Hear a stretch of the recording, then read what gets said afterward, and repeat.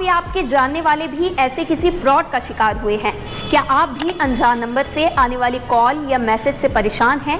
क्या आप bank loan और क्रेडिट कार्ड के लिए आने वाले फ़ोन कॉल से तंग आ चुके हैं? तो ये वीडियो आपके लिए है। समस्या और सरकार की पहल पर बात करने से पहले देखिए ये वीडियो। मैं भोपाल में पढ़ती हूँ और वहीं रहती हूँ। ऐसे एक दिन मैं लाइब्रेरी में बैठी थी और मुझे मेरी मम्मी का फ़ोन आया।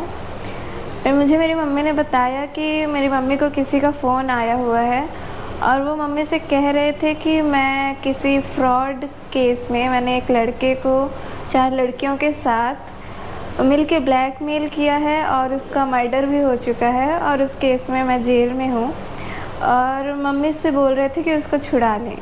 और फिर इसके बाद एक लड़की ने मेरी मम्मी से बात भी की फ़ोन में, जो रो रो के कह रही थी कि मुझे बचा लो मम्मी, मुझे बचा लो, मैंने कुछ नहीं किया है।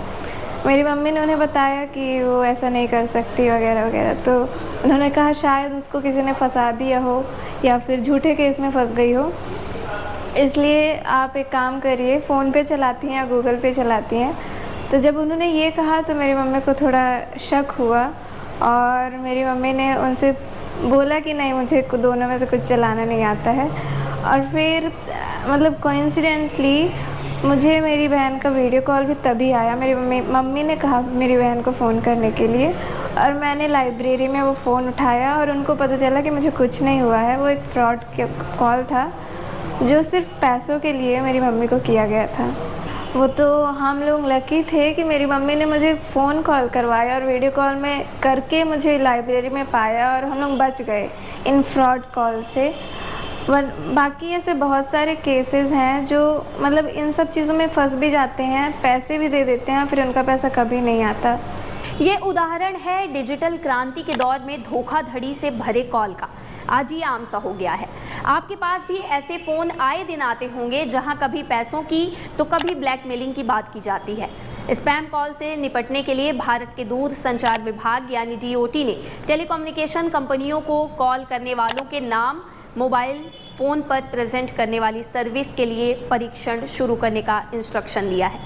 2022 की NCRB रिपोर्ट के मुताबिक 2021 की तुलना में 2022 में साइबर क्राइम में 24% की बढ़त हुई है।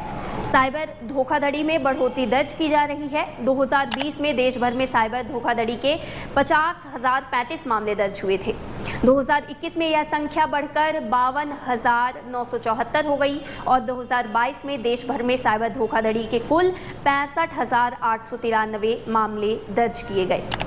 मनी कंट्रोल की हालिया रिपोर्ट के मुताबिक साइबर अपराधों यानी फ्रॉड कॉल्स को ध्यान में रखते हुए टेलीकम्युनिकेशन डिपार्टमेंट ने सभी प्राइवेट टेलीकॉम ऑपरेटरों को 1 महीने के अंदर कॉलिंग नेम प्रेजेंटेशन यानी CNAP के लिए प्रूफ ऑफ कॉन्सेप्ट यानी POC परीक्षण शुरू करने को कहा है।